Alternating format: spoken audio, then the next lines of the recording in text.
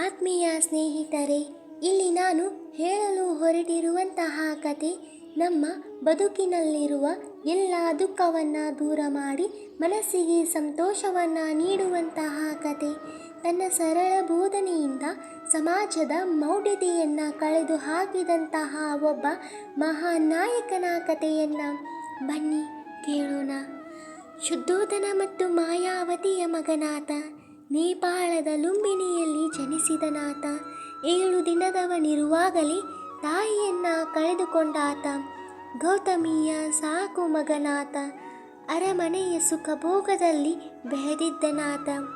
16ನೇ ವರ್ಷದಲ್ಲಿ ಯಶೋಧರೆಯೊಂದಿಗೆ ವಿವಾಹವಾದಾತ. ರಾಹುಲನ ಪಿತನಾತ. ಅವನೇ ಸಿದ್ಧಾರ್ಥ. ಅಂದು ಸಂಜೆ ರಾಜ್ಯವನ್ನು ಸುತ್ತಾಡಲೆಂದು ಹೊರಟಿದ್ದನಾತ. ಅಲ್ಲಿ 4 ಮನಪರಿವರ್ತನೆಯಾಗುವಂತಹ ದೃಶ್ಯವನ್ನು ಕಂಡನಾತ. ಒಬ್ಬ ರೋಗಿ, ವೃದ್ಧ ಮತ್ತು ಶವಯಾತ್ರೆಯನ್ನು ಕಂಡು ಮನಸ್ಸಿನಲ್ಲಿ ಕೊರಗಿದನಾತ. ಸನ್ಯಾಸಿಯನ್ನು ಕಂಡೊಡನೆ ದುಃಖವನ್ನು ಮರೆತನಾತ. ದುಃಖಕ್ಕೆ ಮೂಲ ಕಾರಣವನ್ನು ತಿಳಿಯಲು ಪಣತೊಟ್ಟಾತ.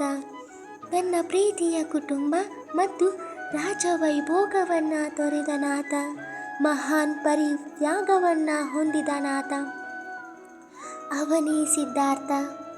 ಅನೇಕ ವರ್ಷಗಳ ಕಾಲದಿಂದ ದೇಹವನ್ನು ದಂಡಿಸಿ ಧ್ಯಾನ ಮಾಡಿದನಾತ. ಚಳಿ, ಮಳೆ, ಗಾಳಿ ಮತ್ತು ಬಿಸಿಲಿಗೆ ಹೆದರದೆ, ವಾತಾವರಣದ ಬದಲಾವಣೆಗೆ ಕುಗ್ಗದೆ ತನ್ನ ಸಾಧನೆಯಲ್ಲಿ ಮೈಮರೆತಾತ. ತನ್ನ 35ನೇ ವಯಸ್ಸಲ್ಲಿ ಗಯಾದ ಅರಳಿ ಮರದ ಕೆಳಗೆ ಜ್ಞಾನೋದಯ ಹೊಂದಿದಾತ. ಸುಜಾತೆಯ ಕೈಯಿಂದ ಪಾಯಸವನ್ನು ತಿಂದನಾತ. ಬನಾರಸ್ನ ಜಿಂಕೆ ವನದಲ್ಲಿ ಪ್ರಪ್ರಥಮ ಪ್ರವಚನವನ್ನು ಹೇಳಿದನಾತ. ಅವನೇ ಸಿದ್ಧಾರ್ಥ. ಕರೆವರು ಅವನನ್ನು ಪ್ರೀತಿಯಿಂದ ಗೌತಮ ಬುದ್ಧ, ತಥಾಗತ. 80ನೇ ವಯಸ್ಸಿನಲ್ಲಿ ಕುಶಿನಗರದ ಗಂಗಾ ನದಿಯ ದಡದಲ್ಲಿ ಚಿರನಿದ್ರೆಗೆ ಜಾರಿದಾತ. ತಮ್ಮ ಸರಳ ಬೋಧನೆಯಿಂದ ಏಷ್ಯಾದ ಬೆಳಕು ಆದಾತ.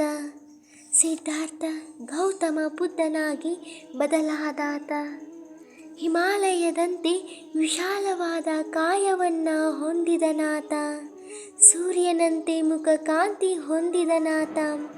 ತಾವರೆಯ ದಳವನ್ನೇ ನಾಚಿಸುವಂತೆ ನಯನವನ್ನು ಉಳ್ಳವನಾತ.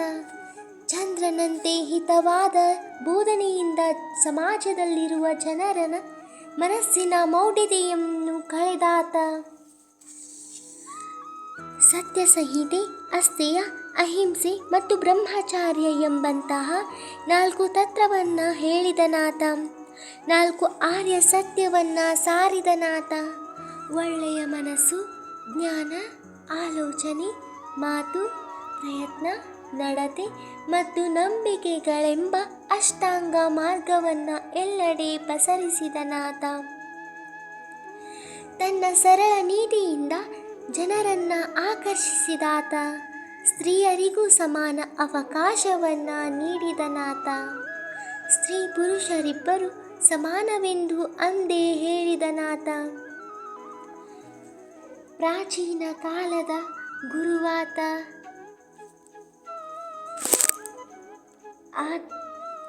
ನೀನು ಮಾಡಿದ ತಪ್ಪುಗಳು ಇತರರಿಗೆ ತಿಳಿಯದಿದ್ದರೂ ನಿನ್ನ ಅಂತರಂಗಕ್ಕೆ ತಿಳಿಯುತ್ತದೆ ಎಂಬುದನ್ನು ತಿಳಿದಿರು ಎಂಬುದನ್ನು ಹೇಳಿದಾತ.